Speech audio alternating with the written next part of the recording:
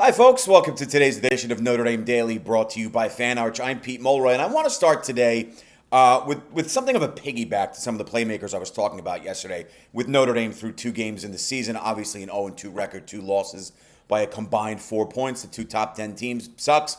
That's where we are. Spoke yesterday about that growing rapport between C.J. Carr and Malachi Fields, but how about the one between the first-time starting quarterback and Notre Dame's newest starting tight end? Eli Raridan opened up his first season as the starter with a 97-yard performance against Miami, followed it up with 4 catches for 85 yards against Texas A&M, and he's got 9 catches for $182 on the season, as Raridan has now quickly become perhaps the go-to guy for Carr, who obviously continues to grow as the Irish signal caller.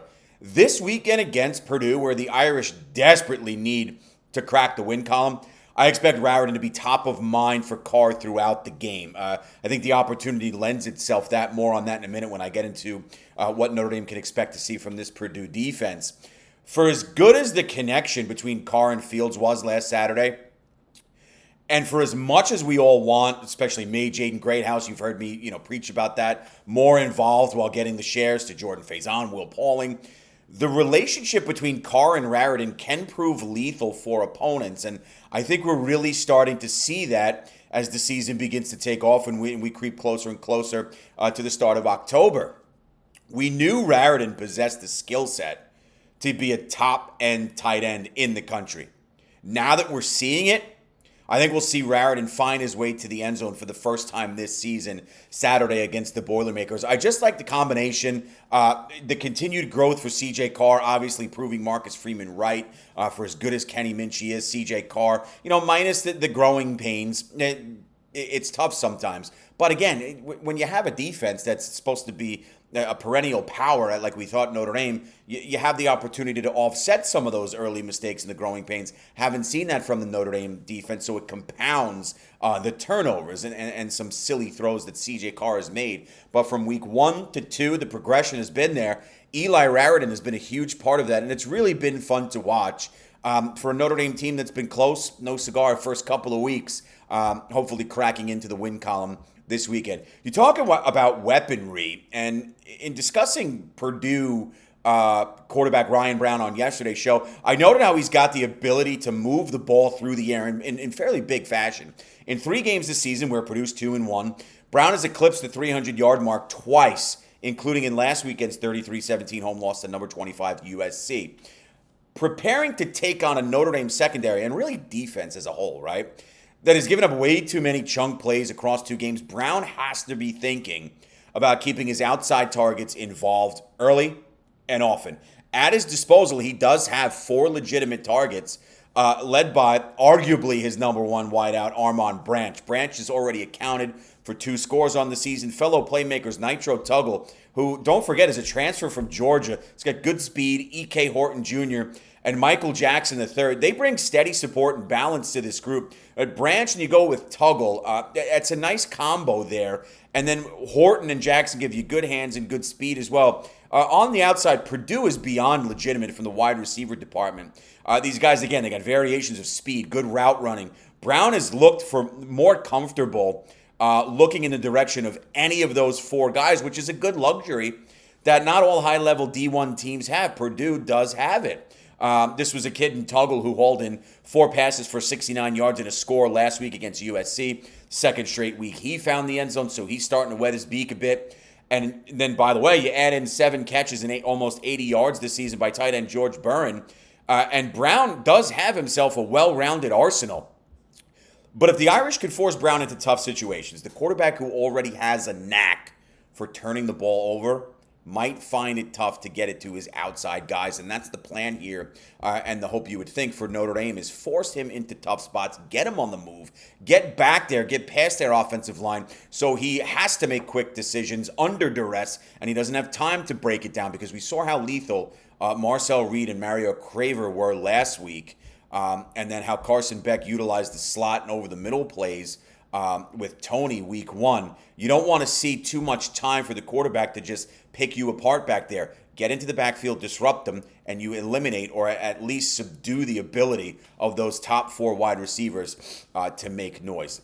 Defensively for Purdue, they're a team that's allowed opponents to move the ball on them, and while that can create stress and exhaustion for the entire unit of 11, the Boilers have done a solid job in keeping opponents out of the end zone once they crack the 20-yard line, the red zone. But for a Notre Dame team that wants to pound the football in order to open up the passing game like we saw last weekend, the Purdue defense knows it's going to have its hands full, especially if we're going to see the brand of offense from Notre Dame that we saw against A&M and late in the Miami game, especially that fourth quarter where they hung 17. If the Irish are careful with the football, and I know we've seen our fair share of mishaps through 2 games, they'll have opportunities here to strike against a defense that hasn't forced a turnover through 3 games. And while Purdue does have the ability to rush the passer, getting off the field on third down, and just even looking at some of the stats and going back into the logs the last couple of games, USC was the first legitimate, I guess you say, opponent they played.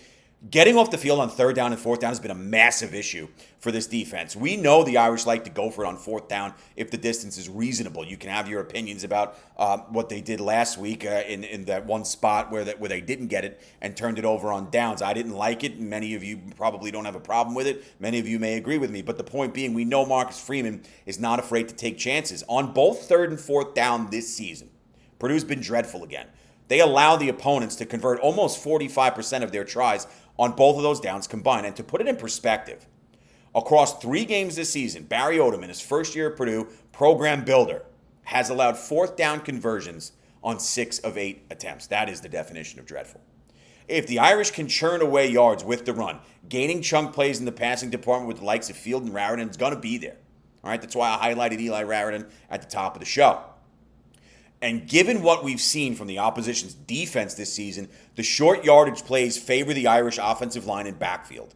Now, you just have to take advantage of every opportunity. But I would not at all be surprised, once again, if we saw this week, you come into 4th and 3, 4th and 2, 4th and less than that, 4th and 4 perhaps, depending on where you are in the field and where the game is. Notre Dame clearly knowing this statistic, Marcus Freeman, Mike Denbrock pulling the trigger again and going for it again because Purdue has been so lousy and they haven't shown that they can get the stops and get the defense off the field when you need it. Speaking of that Purdue defense as it relates to the Irish offense, and highlighting the idea that this Purdue defense has not forced a turnover this year, once the Irish establish the run game, I really think this weekend they'll start to take some chances. C.J. Carr has progressed from game 1 to game 2, and with another opportunity inside Notre Dame Stadium in front of him, I think this is finally the time we see Mike Denbrock let the Michigan native just eat and air it out. Yes, you want to establish the ground game with the O-line Love and Price. That's a given. But the big plays to Raridan down the seam, Fields on the outside, and your speedsters taking the top off the defense might be there against a secondary that has simply not been able to force opponents into coughing up the ball, and they've had their fair share of coverage issues. While USC's Jaden Mayava didn't find the end zone with his arm last week, he still threw for almost 300 yards in what was Purdue's, again, first real test of the season after wins over Ball State and Southern Illinois. I mean, they hammered Ball State week 1. For Notre Dame, recognizing these opportunities and being aggressive in taking them, there's that word again, is going to go a long way in winning this game. The Irish are the better team. Now, you just have to trust it, be aggressive, and push the football down the field with a quarterback who can very much do just that. I think we all agree with that. And with that, brings me to an end of today's program. I'm going to be traveling tomorrow after school, hopping the plane, getting out to South Bend. Again, if anybody's going to be in town, taking in the sights, the sounds on campus Friday. Got some things to take care of, some buddies to visit and whatnot.